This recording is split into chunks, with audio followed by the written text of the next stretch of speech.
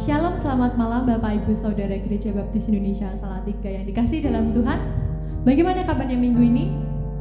Saya yakin dan percaya bahwa Bapak Ibu Saudara dalam keadaan yang sangat-sangat luar biasa.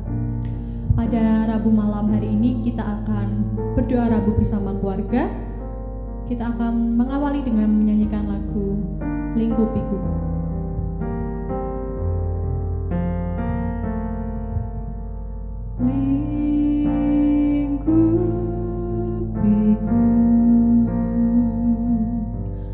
Dengan sayapmu naungiku,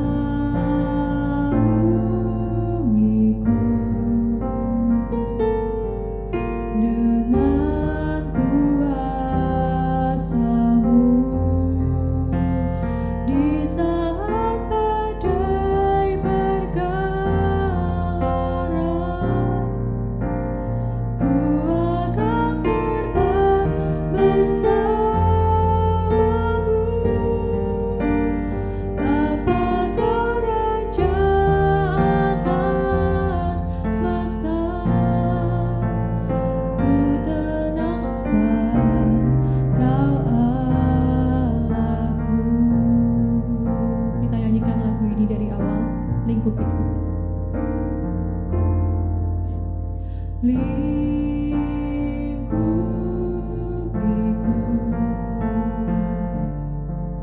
dengan sayapmu,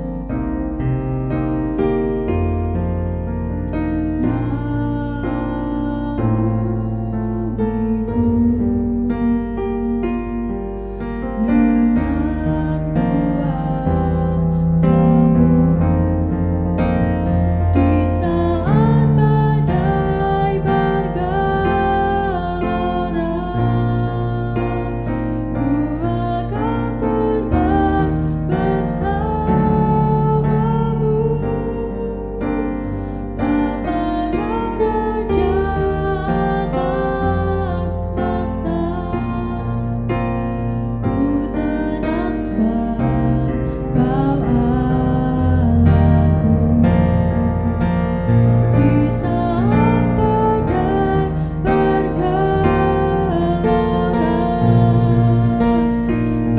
akan terbang bersamamu, Bapa Kau Raja atas semesta. Ku tenang sebab Kau Allahku. Di saat badai bergelora, ku akan terbang bersamamu, Bapa Kau Raja atas semesta. Ku tenang sebab Kau Allahku. Ku tenang sebab Kau Allahku. Ku tenang sebab Kau Allahku.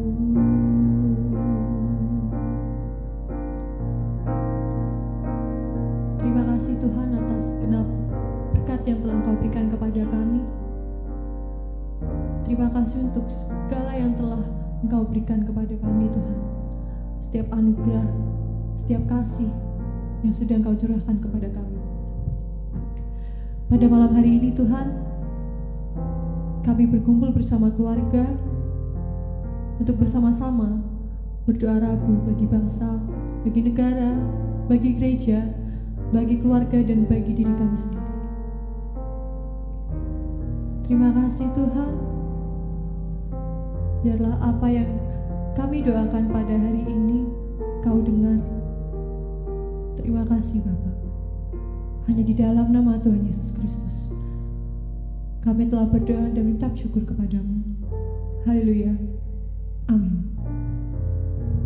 Masih dalam hadirat Tuhan, tapi dengan hati yang sukacita, kita akan menyanyikan lagu Hatiku Percaya. Tuhanlah kekuatan dan mazmurku.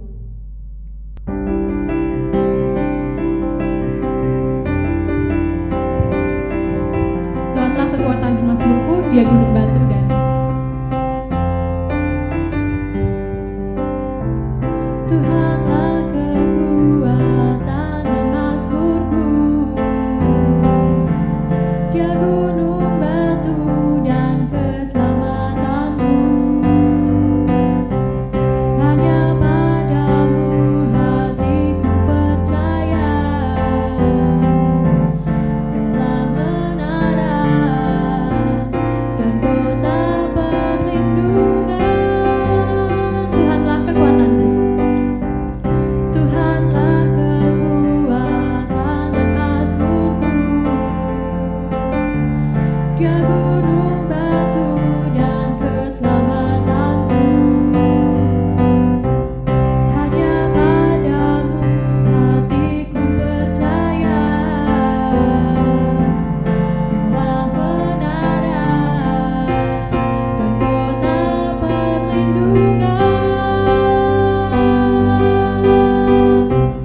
Ku mau selalu bersyukur sebab cintamu padaku takkan pernah berubah.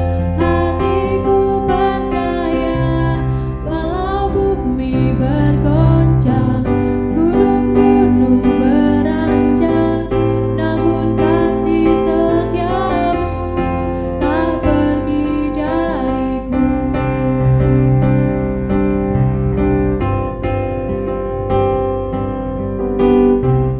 Tuhanlah kekuatan dan mazmurku, Dia gunung batu dan keselamatanku. Hanya padamu hatiku percaya,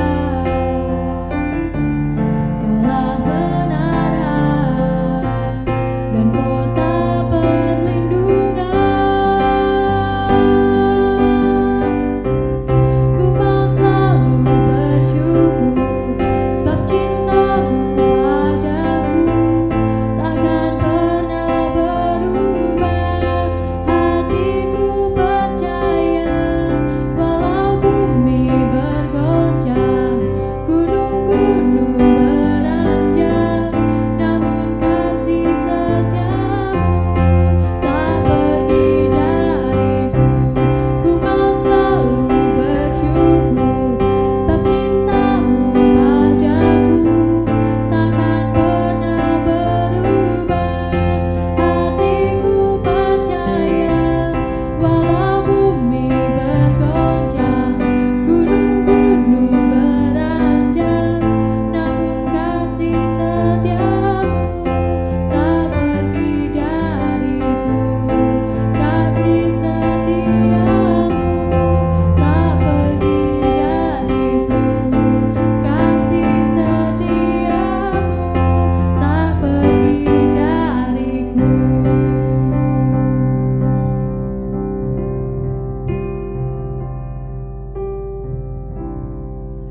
Saatnya kita mendengarkan firman Tuhan yang akan disampaikan oleh Bapak Nathan Darmono yang akan diambil dari kitab Yakobus. Sebelumnya kita akan menyanyikan lagu Dekat Padamu, Mengejar Hadirmu. Dekat padamu Tuhan, itu kerinduan kami. Terima kasih Tuhan. Dekat padamu, itu rinduku.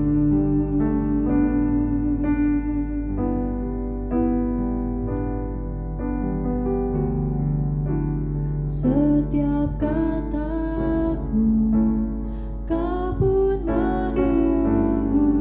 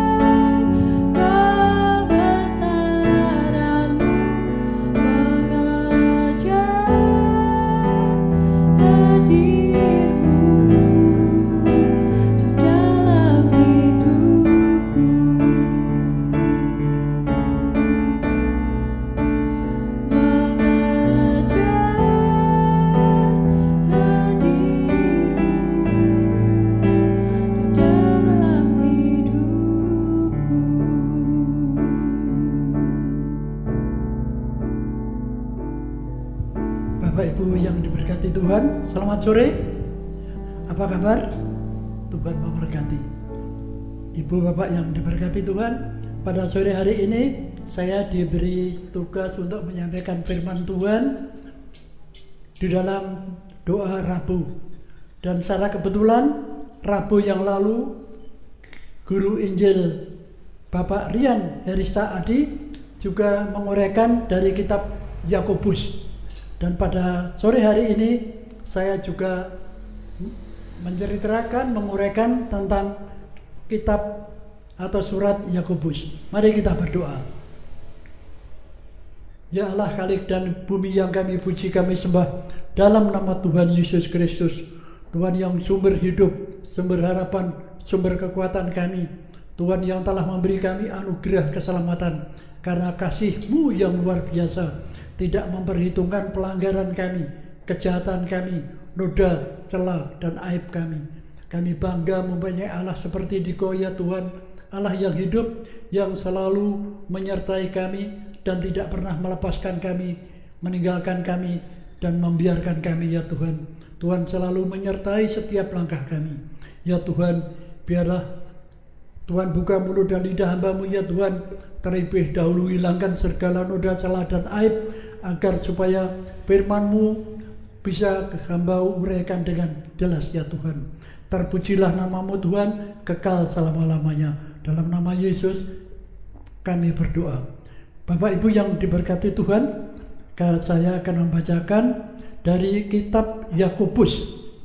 Dari kitab Yakobus yang satu tentang pasal 1. Salam dari Yakobus, hamba Allah Tuhan Yesus Kristus kepada ke-12 suku di perantauan. Pasal 1 ayat 2. Saudara-saudaraku, anggaplah sebagai suatu kebahagiaan apabila kamu jatuh ke dalam berbagai-bagai pencobaan. Kemudian ayat yang pasal 1 ayat ke-22, hendaklah kamu menjadi pelaku firman dan bukan hanya pendengar saja, sebab jika tidak demikian kamu menipu diri sendiri. Kemudian ayat yang ke-27, ibadah yang murni dan tidak bercacat di hadapan Allah Bapa kita ialah mengunjungi yatim piatu dan janda-janda di dalam kesusahan mereka dan menjaga supaya dirinya sendiri tidak dicemarkan oleh dunia. Bapak Ibu yang diberkati Tuhan, pada saat ini kita tanggal 24 September yang akan datang adalah ulang tahun gereja yang ke-48. Dan gereja baptis yang dulu dipimpin atau dikendalikan oleh misi baptis itu diorganisasikan, didewasakan menjadi gereja yang mandiri, dan namanya adalah Gereja Baptis Epata. Itu terdapat di dalam Markus ayat pasal 7 ayat 34. Jadi pada saat Tuhan Yesus menyembuhkan orang yang buta dengan mengatakan, Yesus berkata kepada orang itu, Epata, artinya terbukalah. Dan inilah sebenarnya dalam menghadapi ulang tahun gereja yang ke-48 ini, kami mengharapkan supaya kita bisa menyambut, merayakan ulang tahun gereja yang ke-48 ini dengan meriah.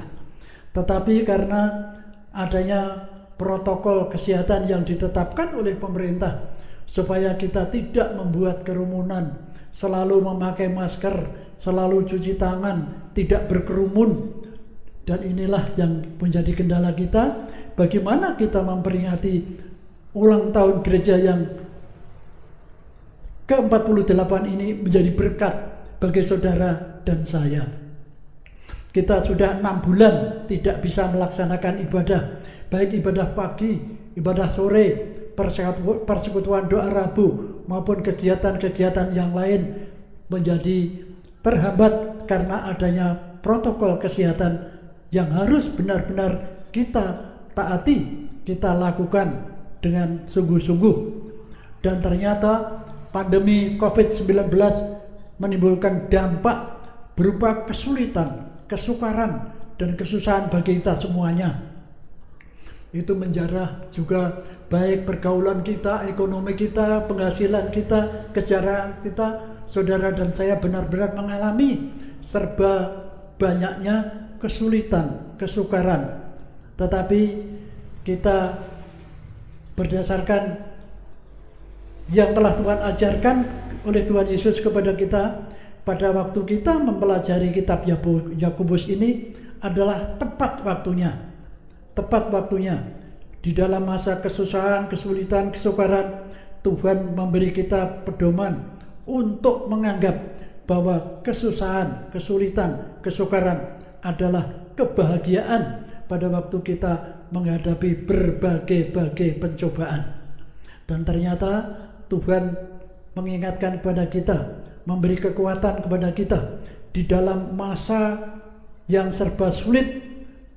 Tuhan mengharapkan saudara dan saya untuk bersukacita berdasarkan yang dikirimkan oleh Yakobus melalui kitab surat yang dikirimkan.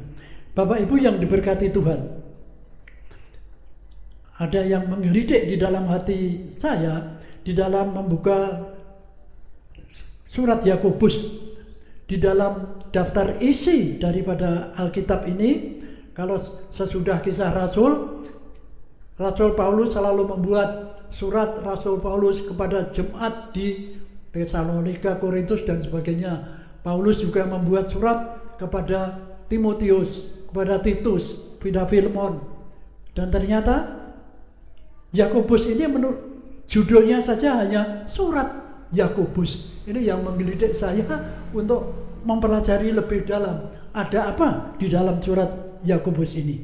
Sebagai kita ketahui bersama bahwa yang disebut surat itu ada pengirimnya, ada isi suratnya, ada orang yang dituju, ada orang yang ada alamatnya.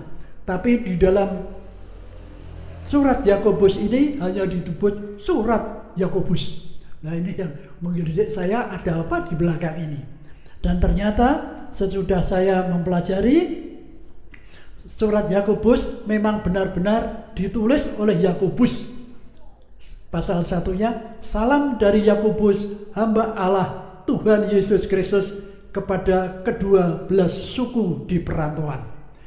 Pengirimnya ada, isinya ada, alamatnya. Yang ditulis adalah kepada 12 suku di perantauan, bukan hanya satu jemaat, bukan hanya satu orang. Dan ternyata ini 12 suku di perantauan. Seperti kita ketahui bersama bahwa sesudah kerajaan Israel sesudah ditinggalkan oleh Salomo, pecah menjadi dua kerajaan, kerajaan utara dan kerajaan selatan. Kemudian karena tidak ada kerukunan, kemudian dihancurkan oleh Raja Asyur, kemudian dikalahkan oleh Raja Babel. Kemudian umat Israel dibuang, dan yang pembuangan di Babel selama 70 tahun. Dan sesudah itu orang-orang Israel diserakkan di seluruh dunia, diusir dari tanah Israel. Kemudian malah pada zaman Kaisar Heraklius, umat Israel dibantai, jadi harus meninggalkan negerinya. Bapak Ibu yang diberkati Tuhan, kemudian sesudah Salomo, kemudian kerajaan menjadi makin jauh. Bapak Ibu yang diberkati Tuhan, kalau surat purba itu tidak ditulis di kertas, tapi ditulis di papirus, bahan dari kulit kayu atau dari kulit kambing, kulit domba. Kemudian sesudah ditulis, kemudian diikat menjadi gulungan-gulungan. Jadi surat-surat purba itu ditulis di papirus dengan gulungan surat-surat. Jadi andai kata kita mempelajari surat Yakobus ini, surat kepada 12 suku di perantauan, membuat surat papirus satu saja angele ora jamak. Apalagi sekarang sudah ada fotokopi. Dulu tidak ada fotokopi. Surat papirus ditulis satu persatu, dikirimkan. Andai kata benar-benar Yakobus membuat surat kepada 12 suku di perantauan, itu di seluruh kekaisaran Romawi. Ini suratnya itu berapa puluh. Karena tidak di satu negara. Negara-negara yang dijajah oleh kekaisaran Romawi yang ada umat-umat atau suku-suku Israel itu diberi surat semua. Nah itu yang saya lagi piye yo carane gawe. Dan ini namanya bukan surat kalau demikian, surat terbuka, edaran atau koran. Kemudian siapa Yakobus? Saya kirim sing nulis ki, kalau Paulus wis kenal, ya, semua kenal. Tapi kalau Yakobus jebulane nama Yakobus itu pirang-pirang. Di dalam Matius pasal 10 ayat 14, Tuhan Yesus memulih murid-muridnya, itu yang namanya kembar 2. Simon itu 2. Simon yang disebut Petrus, yang disebut Kayafas, dan ada Simon daripada orang Selot. Kemudian Yakobus juga 2. Yakobus saudara Yohanes, anak dari Zebedius, dan Yakobus orang Alfeus. Kemudian saya temukan lagi nama Yakobus di dalam Markus 6 ayat 2. Ayat 2 ya. Yakobus juga merupakan anak Yusuf dan Maria, saudara Tuhan Yesus. Itu ada Yakobus, Yudas dan Simon. Nah, Simon ada lagi. Simon tadi Rasul 2, ini ada saudara Tuhan Yesus yang namanya Simon. Jadi saya tanya, dalam hati saya, Yakobus yang nulis ki sapa? Atau anak Zebedius, atau orang Alfeus, atau saudara Tuhan Yesus? Tapi kalau menurut judulnya hamba Allah atau hamba Tuhan Yesus Kristus, itu mesti Rasul. Salah satu, apakah orang Alfeus atau anak Zebedius? Nah itu. Kemudian juga jadi pertanyaan saya juga, di dalam surat Yakobus yang terdiri dari 5 pasal dan 108 ayat, itu hanya 2 kali menyebut Tuhan Yesus Kristus. Pasal 1 ayat 1, pasal 2 ayat 1, lainnya tidak ada. Padahal surat-surat kiriman lain semua kan mengagung, apalagi surat Paulus itu hanya mujizat dan keberadaan Tuhan Yesus. Tapi di dalam surat Yakobus hanya 2 kali menyebut. Tapi ternyata ada hikmahnya kita mempelajari Yakobus ini di dalam menghadapi pandemi dari virus corona ini. Kemudian tadi ayat 1. Saudara-saudara, anggaplah sebagai suatu kebahagiaan. Di masa pandemi yang serba sulit kok bahagia. Tapi itulah perintah Tuhan, supaya kita tidak mudah jatuh di dalam kesusahan walaupun di dalam kesulitan, karena Tuhan Yesus tidak pernah meninggalkan kita sekedar pun. Kita alami bersama di dalam suasana pandemi COVID-19. Ini kalau di dalam bahasa Latin memang namanya corona, tetapi dalam bahasa Jawa namanya konora. Konora ibadah, konora kumpulan, konora salaman, konora. Nah, jadi corona jadi konora. Nah, ini yang apalagi ada gereja di Cikarang yang ditutup oleh saudara sepupu kita. Kemudian ngedekei untuk mendirikan tempat ibadah juga sulitnya bukan main. Memang kita harus benar-benar mengalami kesusahan, tetapi dengan sukacita di dalam kebahagiaan, karena itu yang diajarkan oleh Tuhan kepada kita.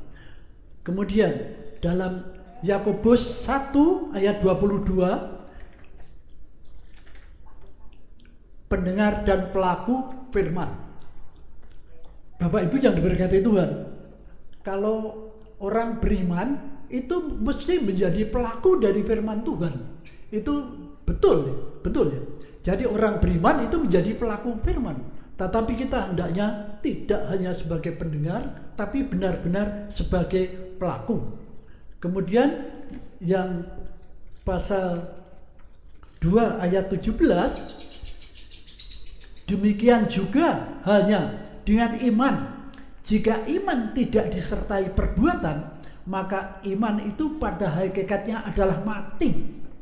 Jadi ternyata tadi pendengar dan pelaku, kemudian ada iman dan perbuatan. Memang, jadi kalau setahun yang lalu, tepatnya pada tanggal 31 November tahun 2019, gereja kita dirawui oleh pendeta Dr.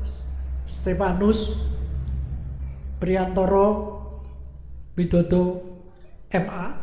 Itu di dalam khotbahnya menyisipkan lagu Sinom bahasa Jawa kuno dari buku Joko Joyoboyo. Saya juga untuk mengingatkan saudara-saudara supaya iman dan perbuatan itu kita dilakukan bersama-sama. Kita bukan hanya menjadi pendengar tapi pelaku. Iman juga demikian, bukan hanya beriman tok tapi tidak melakukan. Tapi saya akan mencoba menyanyikan lagu basa Jawa, namanya Pucung. Ngilmu iku kelakone kanthi laku, lekase lawan gas, tegese kas nyantu seni. Satya pujo pangakering tur angkara. Jadi iman itu pada seperti ilmu. Kalau ilmu tidak dilakukan juga tidak ada gunanya. Ilmu itu akan mati. Iman tidak dilakukan juga tidak ada gunanya. Iman itu akan mati. Sehingga kita diingatkan bahwa kita benar-benar untuk menjadi pelaku firman itu bukan hanya mendengar. Iman yang kita terima itu sebagai orang percaya kita laksanakan dengan perbuatan sesuai dengan yang diperintahkan oleh Tuhan Yesus. Inilah sehingga kalau zaman dulu perintah Tuhan itu disampaikan lewat nabi-nabi oleh Tuhan Yesus sendiri, oleh Rasul sendiri. Tetapi dalam perjanjian baru ini yang memerintahkan kepada kita adalah Alkitab. Jadi kita mendengar perintah.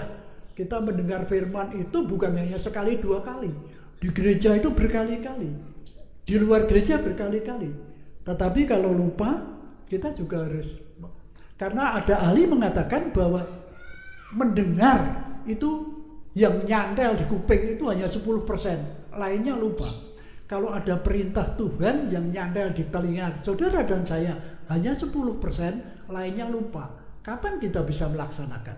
Untung ada Alkitab sehingga kecuali mendengar kita bisa membaca.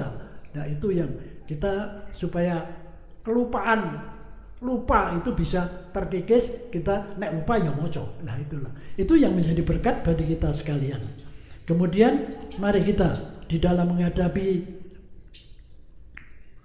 ulang tahun gereja yang ke-48 ini kita benar-benar dengarkan perintah Tuhan Yesus Kristus pada saat di dalam Matius 28 ayat 19.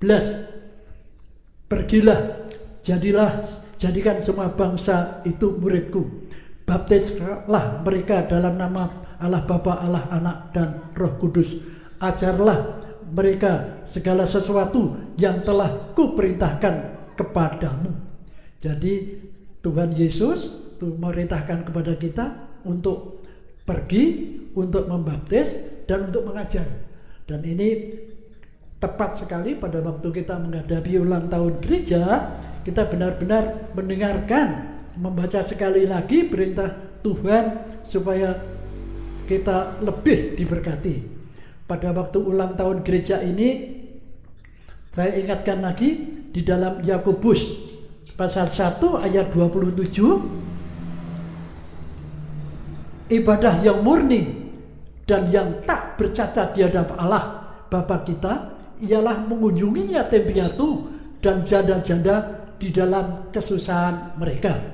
Andai kata kita tidak mengadakan peringatan dengan biaya yang besar, baiklah kita menyiapkan bantuan kepada janda-janda, kepada yatim piatu yang di dalam kesusahan mereka. Biarlah mereka juga mengalami sukacita. Karena dengan bantuan kita, dengan kepedulian kita, hati yang keras bisa dilunakkan dan juga bisa menerima firman Tuhan. Pintu yang sudah lama tertutup bisa dibukakan karena kunjungan kita, karena kepedulian kita kepada mereka yang di dalam kesusahan. Biarlah kita akan menjadi benar-benar menjadi pelaku firman, bukan hanya pendengar. Dan Tuhan, kita minta kepada Tuhan supaya memberikan kepada kita semua yang dimiliki Tuhan. Saya ingat pada lagu Berikan Hatimu. Berikan hatimu seperti hatimu yang penuh dengan belas kasihan. Berikanku mata seperti matamu, melihat tuaian di sekelilingku. Berikanku tanganmu untuk melakukan tugasku. Berikanku kakimu melangkah dalam rencanamu. Berikanku hatimu. Bapak Ibu yang berkati Tuhan, marilah kita berdoa. Tuhan Allah yang Maha Pengasih, kami bersyukur ya Tuhan, pada saat kami menghadapi berbagai kesulitan karena COVID-19, pada saat kami menghadapi ulang tahun gereja yang ke-48, Tuhan benar-benar akan memimpin kami ya Tuhan, agar kami semua orang yang sudah percaya, orang yang beriman, benar-benar melaksanakan iman kami. Benar-benar kami akan menjadi pelaku-pelaku firman-Mu, bukan hanya mendengar ya Tuhan. Bekali kami dengan semua yang Tuhan miliki, agar kami punya kesediaan untuk memberitakan berita suka ini kepada orang lain ya Tuhan. Berkati gereja kami ya Tuhan, Gereja Baptis Buk Suling makin menjadi gereja baptis yang besar ya Tuhan, dengan kepedulian semuanya jemaat-jemaat-Mu ya Tuhan. Walaupun di dalam masa corona ini kami akan bisa peduli kepada orang lain. Terpujilah nama-Mu kekal selama-lamanya.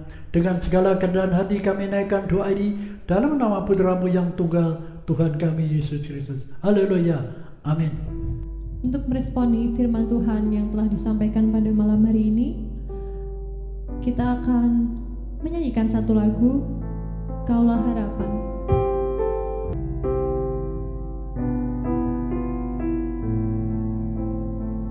Bukan dengan kekuatan kami Tuhan, kami dapat menjalani hidup kami hingga saat ini. Kami bersyukur.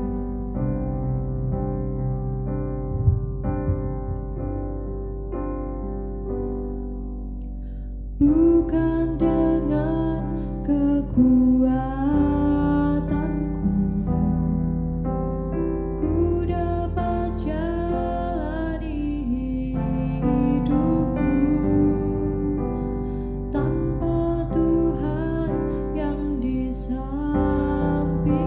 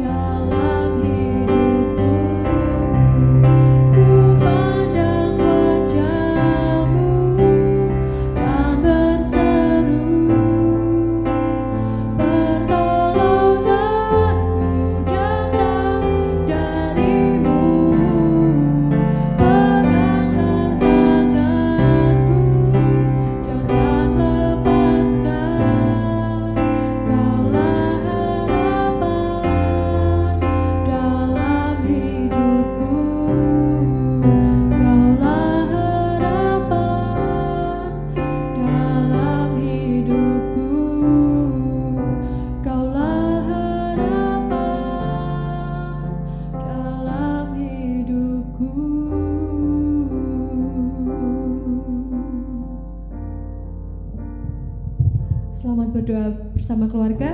Tuhan Yesus memberkati.